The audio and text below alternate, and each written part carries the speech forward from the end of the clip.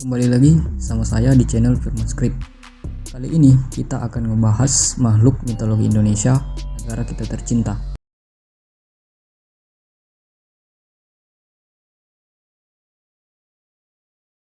Mitologi Indonesia istilah untuk nyebutin mitologi di Indonesia. Mitologi biasanya penuh oleh nilai-nilai dan petua hidup.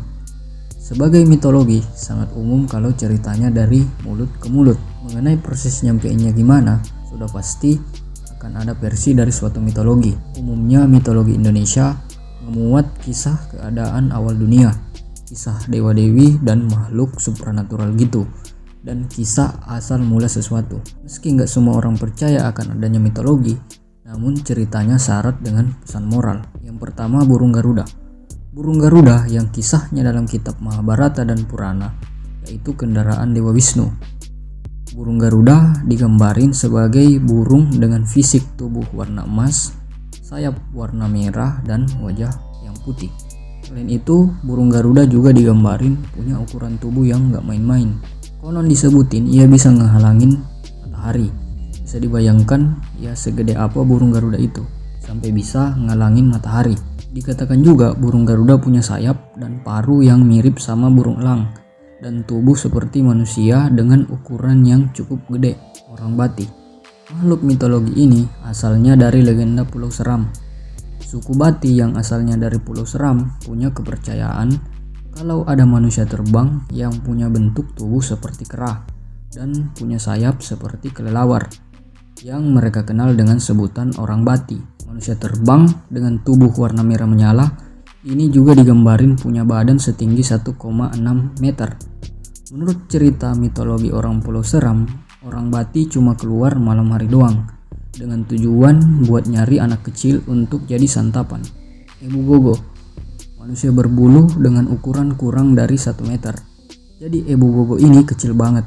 Selain itu, mereka juga punya hidung dan wajah yang lebar. Secara bahasa, Ebu Gogo punya arti nenek yang makanin segalanya. Makhluk mitologi yang dipercaya hidup di Pulau Flores ini disebut punya sifat rakus dan jahat. Konon disebutin Ebu Gogo selalu nyuri makanan dari tempat tinggal warga dan nyulik bayi untuk dimakan. Wah, serem juga ya. Nah, lanjut, ada makhluk mitologi dari Indonesia yang mirip sama mitologi Yunani, yaitu Pegasus. Namanya kuda sembrani, yang juga kuda tunggangan Batara Wisnu. Sama seperti Pegasus, kuda ini punya sayap yang bisa terbang. Dipercaya kuda sembrani ini juga tunggangan para raja untuk nyapai tujuan dengan cepat. Selanjutnya ada Ahol. Bentuk dari makhluk ini sangat nyeramin. Hal ini karena Ahol bentuknya kelelawar sebesar anak usia 1 tahun dan ukuran sayapnya 3,5 meter. Tentu ukuran sayap ini nggak lazim untuk kelelawar. Katanya munculnya Ahol pertama kali dilaporin pada tahun 1925 oleh seorang ahli ornitologi, yaitu cabang ilmu pengetahuan untuk pelajaran spesies burung. Namanya Dr. Agnes Bartels, yaitu dia ngelihat Ahol saat terbang di atas kelapanya di Gunung Salak. Keberadaan Ahol juga masih belum jelas. Peneliti nyeritain Ahol reptil terbang di masa dinosaurus yang masih bertahan. Ada juga yang menarik dari nama Ahol. Dipercaya asal mula nama itu dari suara yang dikeluarin makhluk itu, seperti suara Ahol. Ada juga yang menarik dari nama Ahol. Dipercaya asal mula nama itu dari suara yang dikeluarin makhluk itu, seperti suara Ahol. Jadi gegara itu dia dipanggil Ahol. Lanjutnya Kuyang. Kuyang sering disebut Krasu atau Palasik, yaitu folklore atau cerita rakyat tentang siluman berwujud kepala manusia yang isi tubuhnya nempel tanpa kulit dan anggota badan yang bisa terbang untuk nyari darah bayi atau darah wanita yang udah ngelahirin. Makhluk ini tuh dikenal di Kalimantan. Kuyang diceritain sebagai manusia atau wanita yang nuntut ajaran ilmu hitam untuk nyapai hidup abadi. Siang hari, Kuyang akan nempuh hidup sehari-hari seperti orang biasa, tapi biasanya ia ngenain pakaian jubah. Malam hari, Kuyang akan terbang untuk nyari darah bayi atau darah persalinan buat dihisap. Serem banget ya.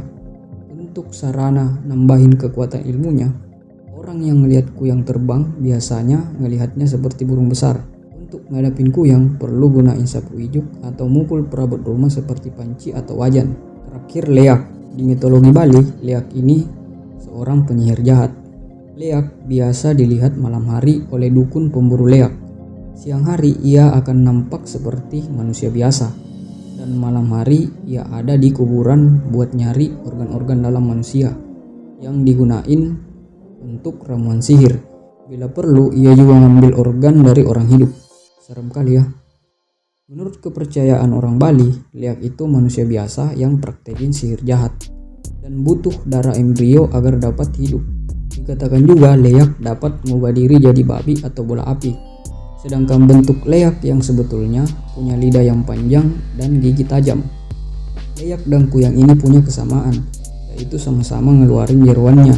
Bedanya cuma di lidah doang. Kalau kuyang lidahnya nggak dijulurin. Kalau leak lidahnya itu panjang terus dijulurin. Beberapa orang bilang kalau sihir leak hanya berfungsi di Pulau Bali, hingga leak hanya ditemuin di Bali doang. Jadi itu tadi cerita mitologi Indonesia. Kalau ada yang kurang atau ada penjelasan yang keliru atau ada yang mau nambahin dari sisi bahasan yang lain, silahkan koreksi. Nanti kita diskusi bareng di kolom komentar. Sampai jumpa di video selanjutnya. 2000 years later.